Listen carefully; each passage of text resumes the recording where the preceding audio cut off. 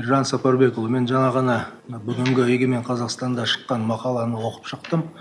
Мопедтің мәселесі уайымға айналды деген. Сол мақалада көрсетілгендей, биылдың өзінде мопедтердің қатысуымен болған апаттарда 27 адам қаза тапты.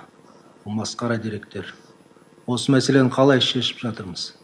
Олжас Абайұлы, проблемалар бар. Көбінесе өздеріңіз білетіндей, бұл мопедтерді басқаратын жасөспірімдер мен жаңа курьерлар заңнамалық шараларды қазір қабылдаудамыз.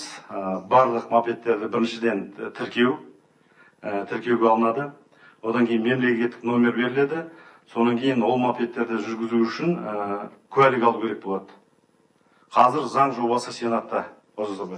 Сонымен қатар біз бұл жұмысты оған қарамастан жүргізіп жатырмыз. Бүгінгі күнде 39 мың жүргізуші анықталып, тәртіптік жазаға тартылды. Оның ішінде 202 кәмелетке толмағандар. Олардың ата-аналары тартылды. Ал арнайы жаңағы жол ережелерін өрескел бұзған үшін арнайы штраф стоянка дейміз. Соларға 5 мыңнан артық мопедтер қамалды. Бұл жұмысты жалғастырамыз.